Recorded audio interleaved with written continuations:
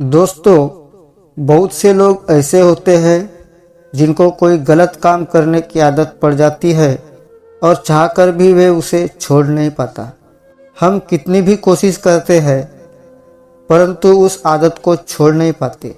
लेकिन मुझे पूरा विश्वास है इस कहानी को सुनने के बाद आप में बदलाव जरूर आएगा। यह कहानी वैसे ही एक व्यक्ति दयाराम की है। दयाराम को शराब पीने की बुरी आदत पड़ गई थी। उसकी इस आदत से सभी बड़े परेशान रहते।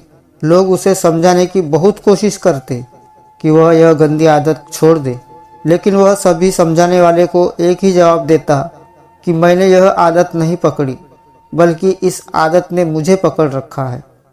वे सचमुच इस आदत से मुक्ति पाना चाहता था, पर कई बार कोशिश करने के बावजूद वह ऐसा नहीं कर पा रहा था।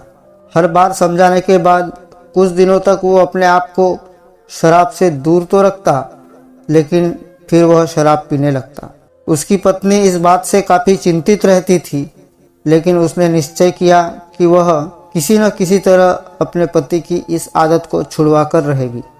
एक दिन उसकी पत्नी को किसी सिद्ध महात्मा के बारे में पता चला। वह अपने पति को लेकर उस महात्मा की कुटिया पर पहुंच गई।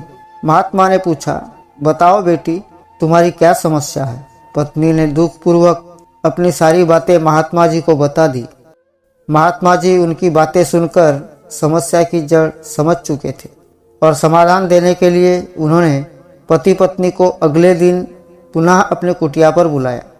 अगले दिन वे जब कुटिया पर पहुँचे तो उन्होंने देखा कि महात्मा जी ने एक पेड़ को पकड़ रखा है।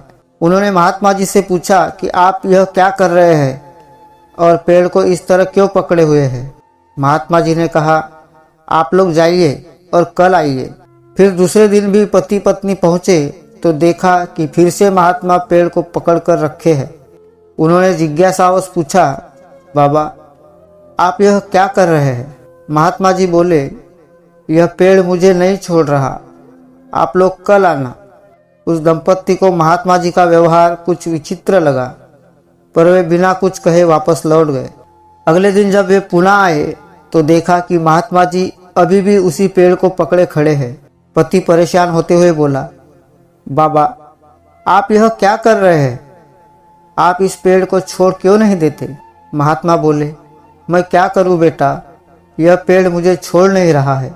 पति हंसते हुए बोला, महाराज आप पेड़ को पकड़े हुए हैं, पेड़ आपको नहीं, आप जब चाहे उसे छोड़ सकते हैं। महात्मा गंभीर होते हुए बोले, कई दिनों से मैं तुम्हें यही समझाने की कोशिश कर रहा हूँ कि तुम शराब पीने की आदत को पकड़े हुए हो, न कि यह आदत तुम्हें पकड़े हुए है। दयाराम को अपनी गलती का एहसास हो चुका था। वह समझ गया कि किसी भी आदत के लिए वह स्वयं जिम्मेदार है और वह अपनी इच्छा शक्ति के बल पर चाहे तो उसे छोड़ सकता है।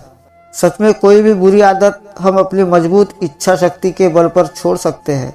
शराब पीने, जुआ खेलने, झूठ बोलने, आलस्य, अनेक ऐसे दुर्गुण हैं जो हमारी कमज़ोर इच्छा शक्ति के कारण हम पर हावी रहते हैं और हमें उसमें फंसा कर रखते हैं। कई बार हम उस गंदी आदत को कई दिनों तक छोड़ते हैं, लेकिन अचानक फिर से उस आदत को पकड़ लेते हैं। ऐसे में ज़रूरत है एक अटल निश्चय की। अगर हम अपने निर्णय पर अड़िग रहते हैं तो हम विजयी होते हैं। इसलिए यदि आप भी इस दौर से गुजर रहे हैं तो अपने निश्चय को अटल करें। कुछ भी नहीं है मुश्किल, अगर ठान लीजिए